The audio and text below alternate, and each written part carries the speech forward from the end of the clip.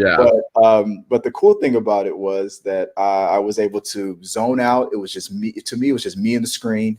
And I was like, you know what? I'm going to take this movie for what it is, despite the marketing. And I have my opinion. I'll get on that later. I have my opinion of whether or not that was good or bad for Paramount to cave in like that and change the design. But when my overall thoughts of the movie when I watched it, I had fun with it. I immediately thought, if you're a Sonic the Hedgehog fan, if you're from when the character was first invented all the way to it, like my son, if you're new to the character, if you think Sonic just was invented yesterday and you don't realize how old it is, doesn't matter. If you're a Sonic enthusiast, you're gonna love this movie. You're gonna love the inside jokes and the little what I call Easter eggs that are in there, or not even much Easter eggs. It was pretty much all in your face. It was a Sonic video game brought to life.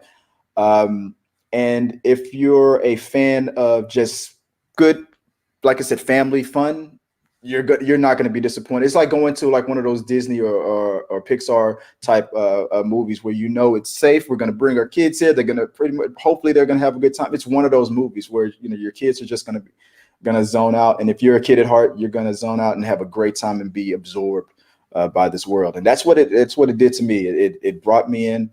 I had fun with it. I'll start with the visuals because I'm hearing two different things from two sets of people, if that makes sense, like online. Like I will, from a person who is a visuals expert or a geek who knows their cinematography or knows their CGI and just I guess is an Andy Serkis follower. They'll look at Sonic, and I have to agree with this. There were some parts of the movie where the special effects, like the drones and whatnot with Dr. Robotnik, I could pretty much tell that it wasn't there. It didn't blend that good, and I was wondering if that was due to the change that they made. Was the original concept design of Sonic? Did it blend the shading of it and whatnot blend a little bit more? And that's why they went with that design, because he looked like he was tangible on our world. And then when they hurried up and they spent the extra $10 million, I forgot how much it was, to go back and paste the more traditional look of Sonic, if they didn't have time to erase around the edges and smooth it out as much, it still looked good. The look of Sonic doesn't change. Things that Sonic said. They didn't change the voice, so they didn't change anything else. They just the jokes would have still been the same. If the jokes were bad or good, the jokes have still been bad or good, no matter how Sonic looked.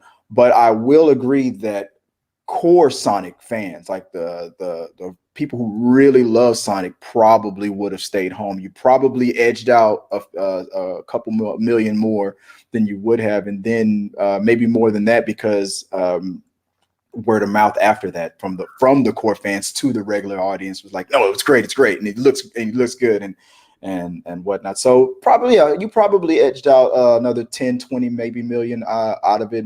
But I guess there's no way of knowing. I think my opinion on the change is that I don't think that directors should allow the audience to dictate their movie. If you have a vision and whatnot, you make your movie and then do the best job that you can. But in this one special situation, I am glad that they did make that change, because for two reasons. For one, when I saw the original design, to me it looked like it didn't look like an alien come from outer space to Earth like Sonic is supposed to be. It looked like a mutant hedgehog from Earth who got into a badge of ooze and was raised by Master Splinter. Jim Carrey, obviously, he stole every scene that he was in. We got vintage Jim Carrey. I mean, back from In Living Color days. That was that Jim Carrey. So if you want to remember Jim Carrey from the '90s, I feel like they plucked Jim Carrey from his prime and that's the Dr. Robotnik we got. That was an amazing performance. Film.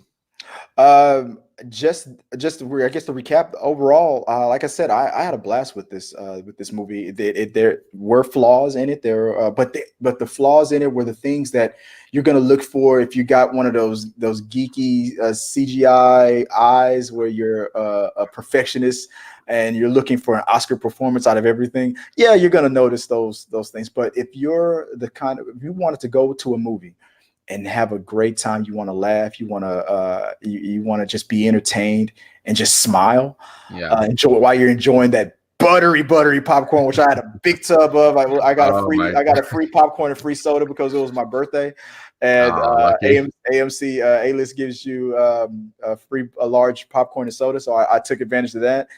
It's one of those movies, man. It's one of those popcorn movies. It's your kids will love it. Your kids will keep holding their hands after they watch the movie because they will run, and Oh yes. while you're walking to the car. So it's one of those movies. So I give it a thumbs up. It's good for the family, and I probably will watch it again and go try it and check it out again.